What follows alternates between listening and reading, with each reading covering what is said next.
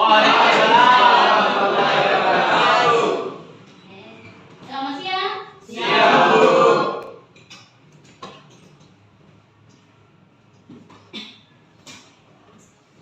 Apa kabar hari ini? Alhamdulillah baik. Sehat? Sehat. Alhamdulillahirrahmanirrahim. Ini pertemuan ke? Pertama. Kita di mata kuliah algoritma dan programan Dua. Semester? Dua. Baru pertama kita ketemu ya? Iya, Bu. Kita pertama. Oke. Sebelum Ibu memaparkan, sini ada dua sebenarnya Ibu akan paparkan. Pertama, rencana pembelajaran semester. Yang kedua, materi pertama yang Ibu akan paparkan. Tapi sebelum itu kita mungkin memulai suatu pembelajaran dengan doa. Mungkin ada yang bisa mungkin salah satu yang bisa bantu Ibu untuk memastikan salah satu masuk temannya untuk baca doa di atas. Ya, Bu. Oke, dipersilakan. Ini makanya. Assalamualaikum warahmatullahi wabarakatuh. Waalaikumsalam warahmatullahi wabarakatuh. Baiklah, sebelum kita memulai program pada hari ini, alangkah baiknya marilah kita membaca doa sebelum belajar secara bersama-sama. Doa dimulai. Bismillahirrahmanirrahim. Rabbi zidni ilman warzuqni fahman. Ya Allah, tambahkanlah ilmuku dan berilah aku pemahaman yang baik. Amin. Doa selesai.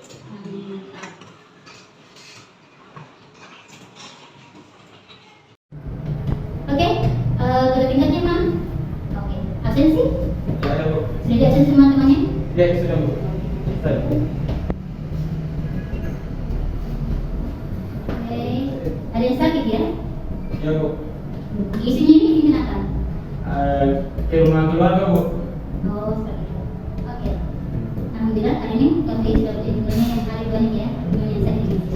Oke, absensi sudah dilakukan oleh kedua tingkatnya. Sekarang kita masuk ke pemaparan dari rencana pembelajaran semester. Oke, ini adalah file berkaitan dengan rencana pembelajaran semester.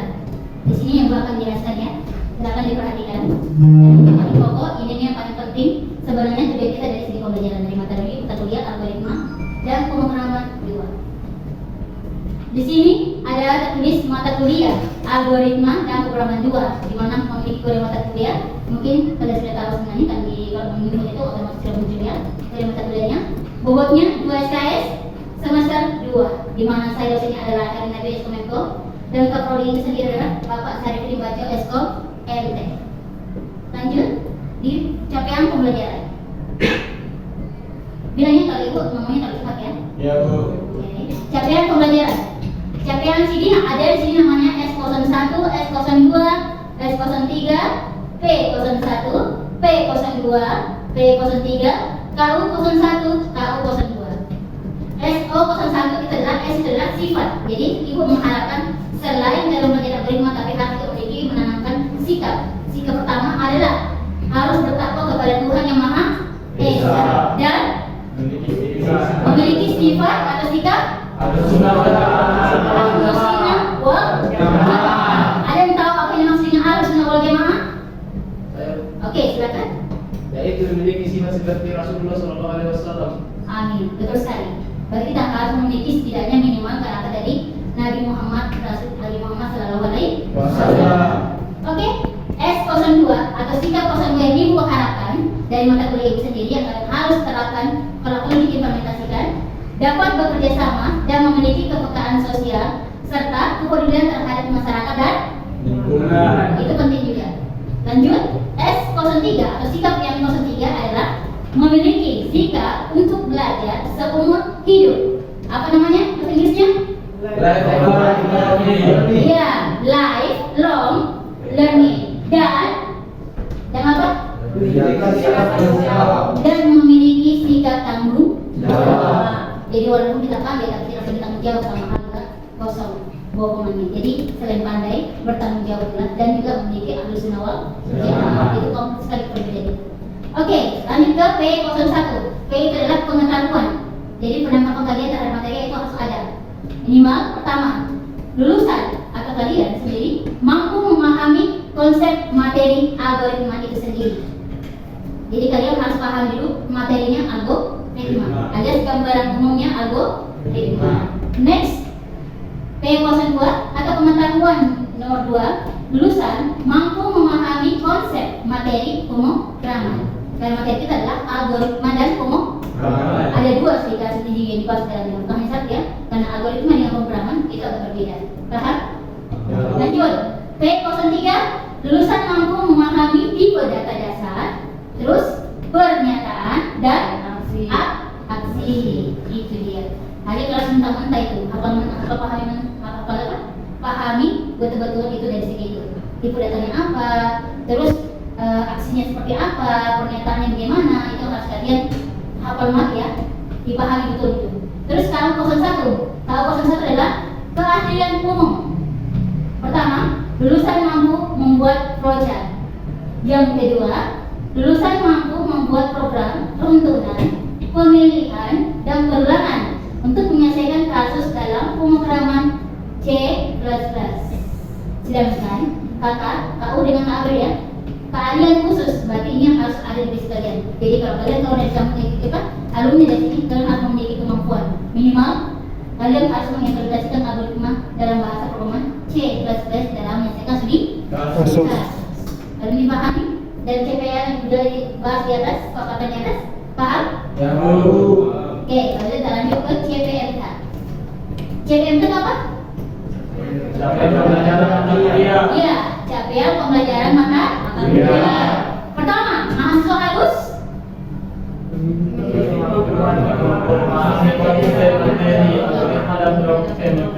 Oke, mahasiswa memiliki kemampuan memahami konsep materi algoritma dan terus CPMK yang kedua apa? Mahasiswa memiliki keahlian membuat proyek, tipe data, dan aksi, penggunaan pemilihan dan perulangan untuk menyelesaikan kasus dalam pemrograman C++. Oke, mahasiswa harus memiliki keahlian dalam flowchart, terus tipe data dasar, pernyataan, aksi, runtunan, pemilihan, perulangan. Itu dalam satu studi kasus. Ada di kasus yang berkaitan dengan pemilihan, ada runtunan, ada perulangan, banyak sekali. Nanti kita akan pelajari depannya. Makanya ibu akan jelaskan gambarannya yang akan kalian nanti pelajari di semester ini, di algoritma dan programan juga. Oke, lanjut. CPMK yang ketiga. Mahasiswa mampu mengimplementasikan algoritma dan program C++ untuk menyelesaikan satu kasus. Oke, mahasiswa mampu mengimplementasikan algoritma dan programan C++ untuk menyelesaikan studi kasus.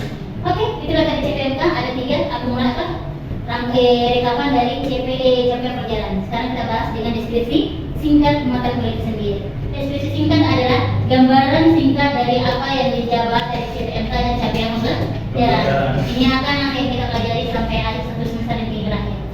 Oke, kalau kalian mau tahu ibu pembelajaran ini bukunya dari mana?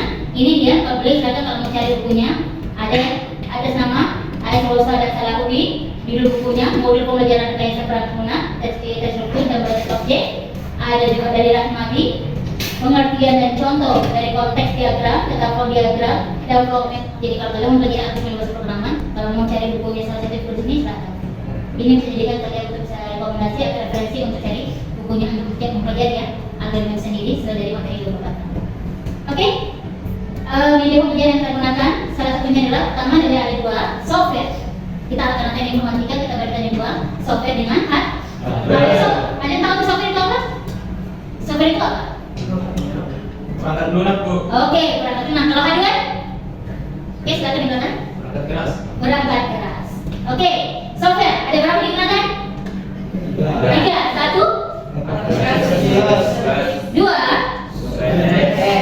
tiga. Oke, itu yang kita gunakan seperti ini. PowerPoint salah satu aplikasi yang kita gunakan untuk media pembelajaran. Oke, kalau hardware? Oke, laptop.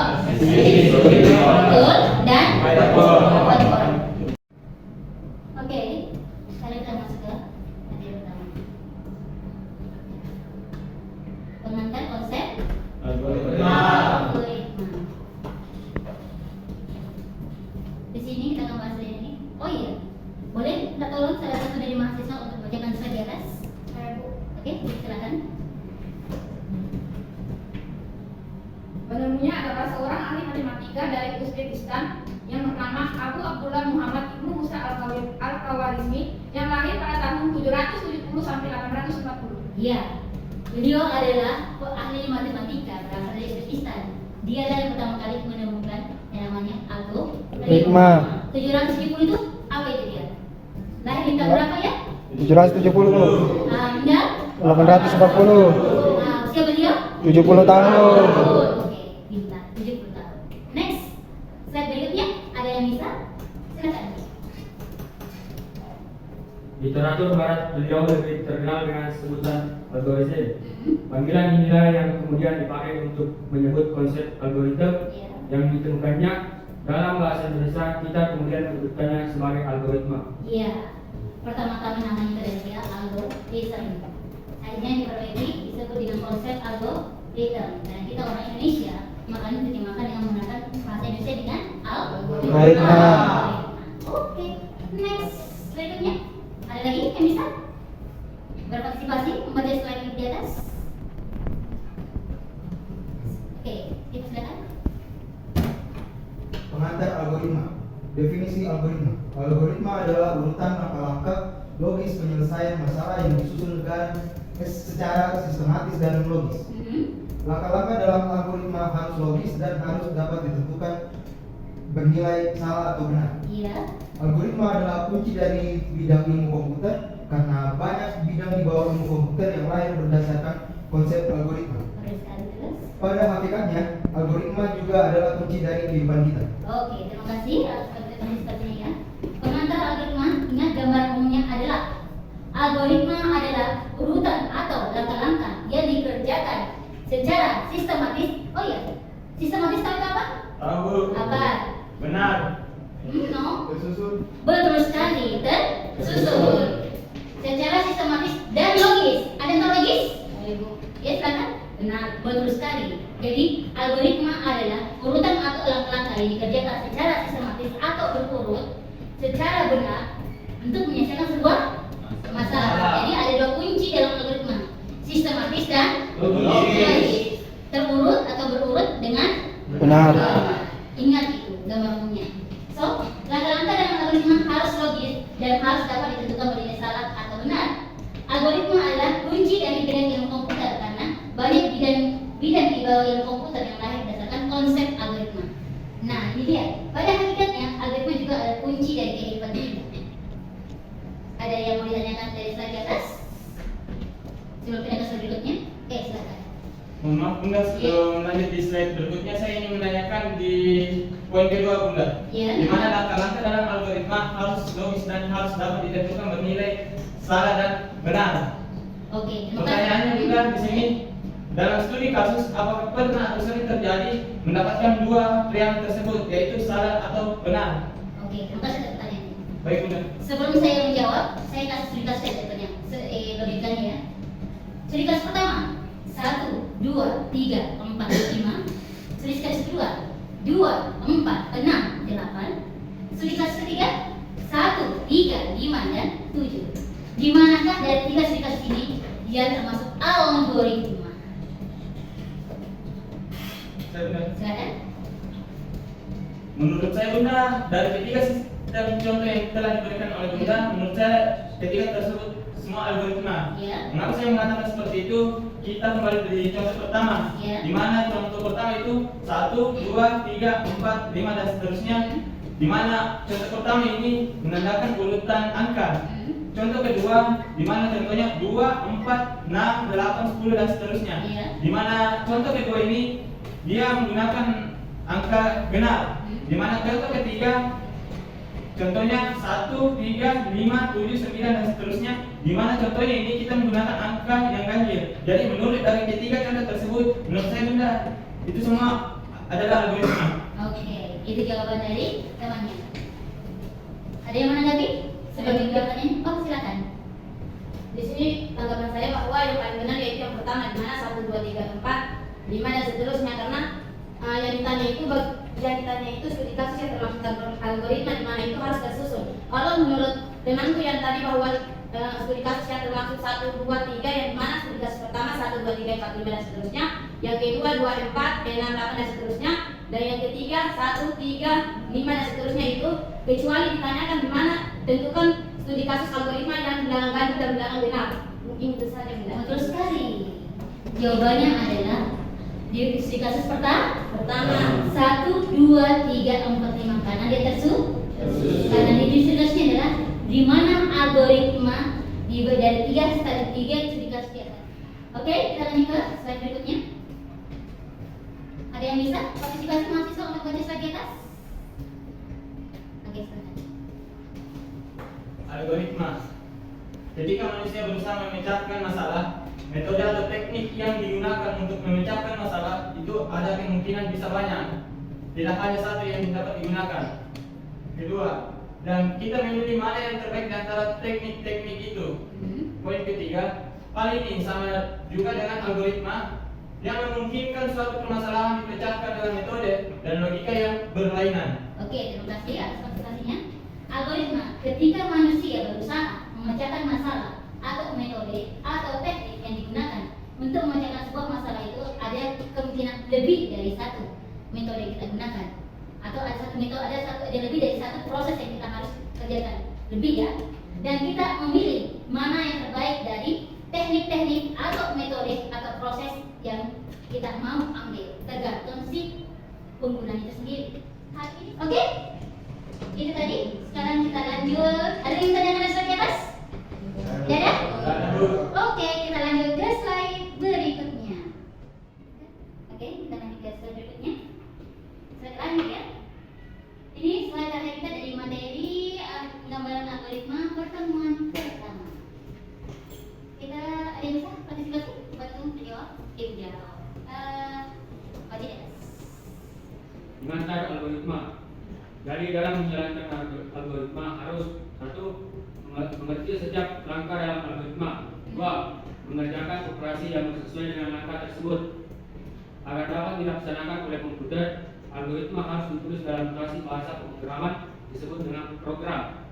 Jadi program adalah perwujudan atau implementasi teknis algoritma yang ditulis dalam bahasa pemrograman tertentu sehingga dapat dilaksanakan oleh komputer.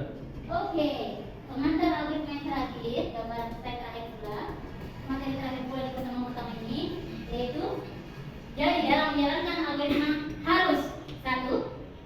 Mengerti dulu setiap langkah dalam algoritma. 2. Mengerjakan operasi yang sesuai dengan langkah tersebut. Sekali lagi, mengerti dulu setiap langkah. Jadi pahami dulu langkah-langkahnya dulu, baru diterapkan. Sekali lagi, pahami dulu, pelajari dulu langkah-langkahnya, baru dikerjakan. Kalau belum paham langkah-langkahnya, jangan pernah coba untuk mengerjakannya karena otomatis hasilnya akan keliru. Paham? Jadi ini juga salah satu adalah proses dari algoritma. Selain tidak logis dan sistematis, dan juga pahami dulu langkah-langkahnya. Apakah langkah-langkahnya sudah benar atau tidak? Sistematis tidak, atau sudah oke? Oh sudah sistematis, oke, sudah benar, oke. Sekarang tugas kita adalah mempelajari dulu. Oh seperti oke. Setelah itu kita pahami, langsung kita kerjakan. Langsung dieksekusi atau dalam termnya penerapannya. Agar dapat dilaksanakan oleh komputer, algoritma harus ditulis dalam bahasa notasi bahasa pemrograman yang kulit. Jadi harus ditulis dalam notasi bahasa pemrograman disebut dengan program. Tahu program? Kira-kira bahasa program apa saja yang tahu? Yang kalian mempelajari di semester 1 apa? Bahasa program apa saja? Oke, C++, apa lagi? Lagi? Oh, C++ lagi, belajar C++ ya? Oke, terus lanjut yang kedua ada namanya bahasa Pascal, cuma jangan pakai lagi. Ada Java, ada Android, ada Ruby, Delphi, VB, bahasa C, banyak sekali. Dan mereka masing-masing memiliki fungsi tersendiri. Kalau misalnya Pascal sama C++, itu dia aplikasi berbasis desktop. Sedangkan Android, HTML, Java, PHP berbasis online atau publik. Jadi dia. Jadi sebenarnya algoritma yang kita bahas ini adalah sebenarnya bahasa program. Ini nanti kita akan ada dia nanti dengan terkait algoritma psikode. Itu nanti yang kita pelajari nanti dengan bahasa pemrograman. Jadi program adalah perwujudan atau implementasi teknik algoritma yang ditulis dalam bahasa pemrograman tertentu sehingga dapat dilaksanakan oleh katanya kenapa harus bahasa program yang bisa dipahami atau yang dilaksanakan oleh komputer? Kenapa bukan bahasa Indonesia? bahasa program yang algoritma bahasa program yang harus diimplementasi sehingga bisa dieksekusi oleh komputer atau laptop. Karena itu bahasa khususnya Bu untuk di komputer. Bahasa khususnya dari segi mana? Kayak misalnya kan kalau bahasa Indonesia atau bahasa apa, tapi kalau komputer pemrograman dia gimana? Iya, kenapa bahasa programan? Bahasa programan menggunakan bahasa apa sih? Bahasa pemrograman menggunakan bahasa apa? Bahasa Inggris. Komputer, laptop, instruksinya menggunakan bahasa apa? Inggris. Makanya Tapi Bu, kalau diubah bahasanya tetap gitu, tidak bisa. bahasa Indonesia dia tidak akan baca. Tidak akan pernah dibaca karena dalam instruksi dari yang kita bikin di bahasa ini pembuatnya adalah orang Barat. Jadi otomatis menggunakan bahasa Inggris sendiri. Jadi andai kata kalau dia Indonesia, bahasa Indonesia Belum si pembuat yang laptop sendiri dari Indonesia belum ada sebenarnya. Kecuali dia renovasi. Kalau dia sudah renovasi mungkin iya, tapi tidak sepenuhnya dia bisa memenuhi semua. Apple, HP, Asus, Acer bisa? Tidak, karena masing-masing memiliki persyaratan sendiri dan di bawah naungan perusahaan asing. Otomatis menggunakan bahasa asing. Apalagi komputer pertama adalah menggunakan bahasa asing. Kalaupun ada, itu cuma hanya sedikit dibandingkan 99%. Makanya, jadi saat kemudian maka diproses algoritma ditulis dalam bahasa pemrograman tertentu sehingga dapat dilaksanakan oleh komputer. Algoritma pemrograman tertentu sehingga dapat dilaksanakan oleh komputer. Berarti program bahasa Inggris baru bisa dieksekusi karena komputer bisa mengenal atau bisa mengenali atau bisa memahami kalau menggunakan bahasa program itu sendiri. Di mana dalamnya adalah bahasa Inggris, Java, PHP, HTML, DB, Delphi, C++, sama bahasa Inggris. Contohnya Skin, itu bahasa Inggris kan? Inggris. Start, N. Red line, bahasa Inggris. Cuma bedanya dia menggunakan simbol dalam kurung kutip itu salah satu instruksi utama. Tapi garis besarnya bahasa Inggris. Oke. Itulah tadi materi terakhir hari ini. Sebelum minggu tutup, sebelum kita akhiri materi pertemuan hari ini, mungkin Ibu mau adakan review dulu ya. Setidaknya mungkin 1 atau 2 mahasiswa yang bisa menarik kesimpulan apa yang ditangkap dari materi hari ini. Ada yang bisa? Oke, saya minta dengan Dennis ya. Silakan. Dennis ya, terus Dennis. Apa saya baca? Jangan sakit, tidak apa-apa, masalah. Assalamualaikum warahmatullahi wabarakatuh. Waalaikumsalam warahmatullahi wabarakatuh. Di sini saya akan memberi kesimpulan apa saja materi yang tadi Ibu jelaskan. Pertama, penemu pertama kali algoritma adalah seorang ahli matematika dari Uzbekistan yang bernama Abu Abdullah Muhammad bin Musa al-Khwarizmi yang lahir pada tahun 770 dan meninggal pada tahun 840 pada umur 70 tahun. Di literatur barat algoritma lebih terkenal dengan sebutan algoritmi. Dalam pengucapan bahasa Indonesia,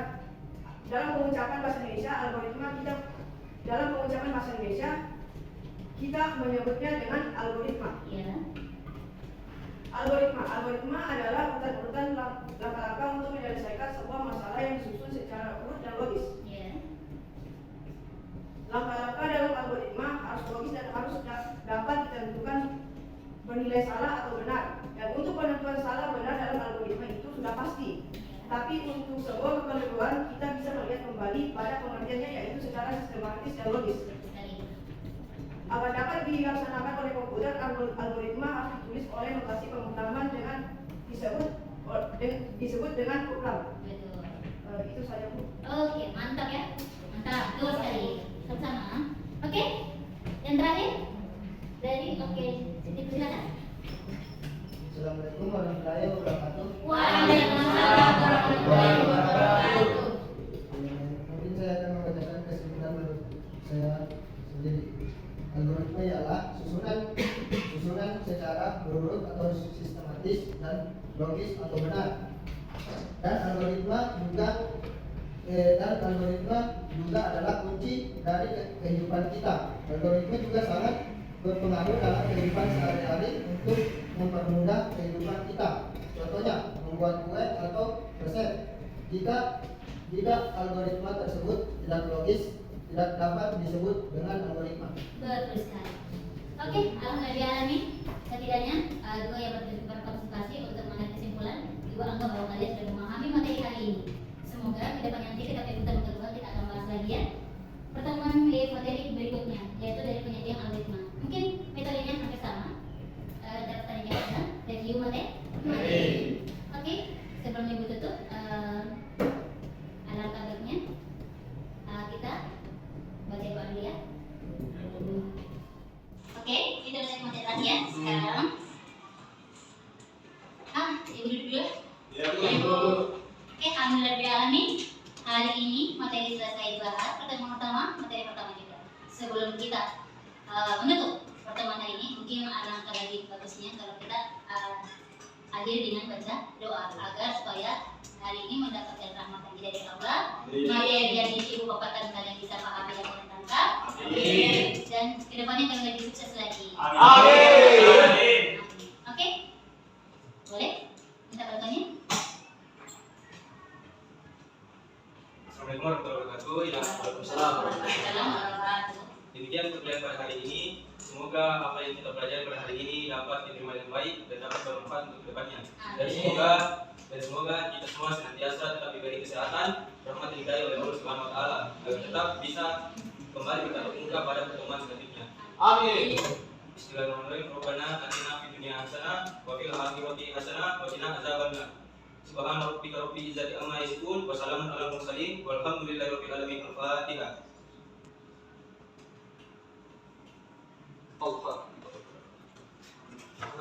Telah selesai. Terima kasih.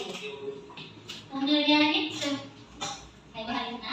Sebelum ibu tanya, ibu kasih kata buat dulu motivasi. Jadilah mahasiswa jadilah mahasiswa yang berbakat. Jadilah mahasiswa yang memiliki akhlak sunnah wal jamaah. Jadilah mahasiswa yang memiliki akhlak yang mulia. Jadilah mahasiswa yang memiliki kepribadian yang baik. Jadilah mahasiswa yang cerdas dan bertanggung jawab. Agar kedepannya nanti ilmu yang kalian dapatkan kalian bisa distribusikan ke lingkungan tanpa harus merasa iri atau sombong. Itu Ji, mungkin sementara ya ibu sampaikan dulu ini. Minggu depan mungkin ada kegiatan tentang tamu kelas berikutnya. Oke, ibu tutup dengan ucapan wassalamualaikum warahmatullahi wabarakatuh. Waalaikumsalam.